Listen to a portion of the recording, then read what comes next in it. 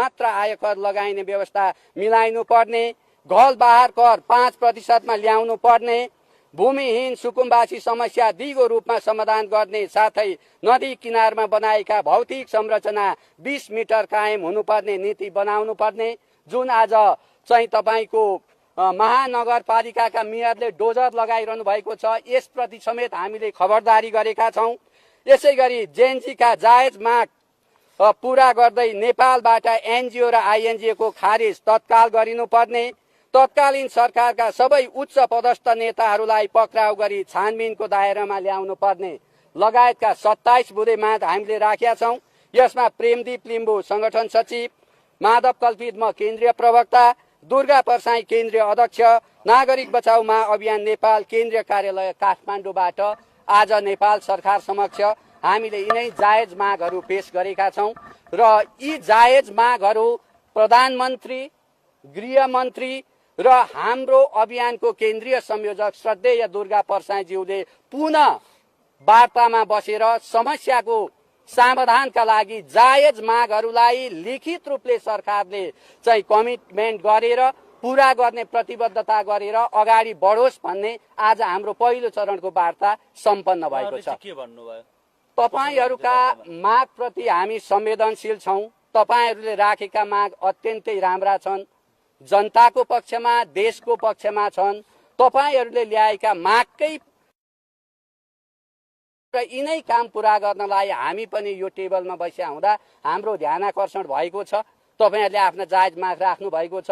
मन्त्रालयले, सरकारले यसलाई विशेष ध्यान दिएर अगाडि बढाउनेछ भन्ने गृहमन्त्रीज्यूले हामीलाई आश्वासन दिनुभएको छ। बाँकी केही कुरा हाम्रो आन्दोलन स्थगित हुँदैन। हामीले वार्ताको ढोका र आन्दोलनको ढोका दुईटै खुला राखेर हामी अगाडि बढ्छौं। सरकारले 7 गते भन्दा अगाडि हाम्रा जायज माग पूरा गर्यो, हामी ब्याक हुन्छौं। यहाँहरूले बुझिदिनु पर्यो कि नागरिक बचाउ महाअभियानको रहर होइन आन्दोलन गर्ने, हाम्रो बाध्यता हो। हामी नेपाली जनताका आवाजबिनहरूका आवाजलाई लिएर यहाँ उपस्थित भएका छौं। त्यसले गर्दा हाम्रो आन्दोलन यीबाट निवेदन गर्छौं शान्तिपूर्ण हुन्छ। भगवान गौतम बुद्धले भन्नुभएको छ नि, अहिंसा परमो धर्म।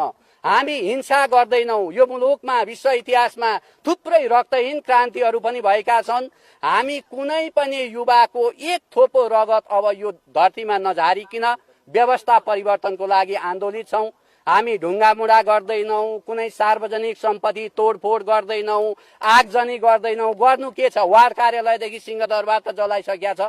अब हामी त त्यो बनाउन, निर्माण गर्न, नयाँ नेपालको प्रारम्भको लागि शान्ति र समृद्धिका बिकुल फुक्दै नागरिकका झरिरहेका आँसुहरूमा, ती मुहारहरूमा, रोइरहेका मुहारहरूमा हाँसोको बहार ल्याउने उद्देश्यका साथ नागरिक बचाउ अभियान आगामी 7 गतेबाट शान्तिपूर्ण अनिश्चितकालीन नेपाल बन्द कार्यक्रमको घोषणा गरेर अगाडि बढेको छ।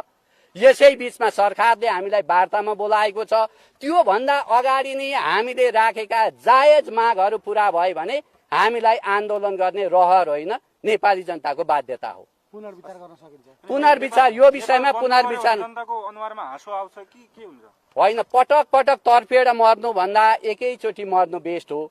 आज नेपाली जनताका घरबार विहीन बनाएर ब्ल्याकलिस्टमा राखेर लिलामीमा पाएर सारा जनता सडकमा निक्लेका छन्। यसै सडकमा निक्लेका छन्, उसै सडकमा निक्लेका छन्। अब सडकमै आएर बसौं भन्ने बाध्यता हो, रहर होइन। घरमा बस्न दिएको थियो भने हाम्रो आन्दोलन हुने थिएन। नेपाली जनताको घर लिलाम गरेको थिएन। तपाई एउटा पत्रकार हुनाले तपाईलाई ब्ल्याक विदेश जानबाट रोकिने, उच्च शिक्षा पढ्नबाट रोकिने, यो देशबाट ऋण लिएर बाउले ऋण लियो, जानेर लियो नजानेर लियो, हिजो कोभिडका कारणले लियो, देशको अर्थतन्त्र डामाडोल भयो, व्यवसाय चल्न सकेन। आज बाबुले ऋण खाएका कारणले तपाईलाई ब्ल्याकलिस्टमा राख्न मिल्छ? हो, त्यो व्यवस्थाको विरुद्ध हामी लडेको हो।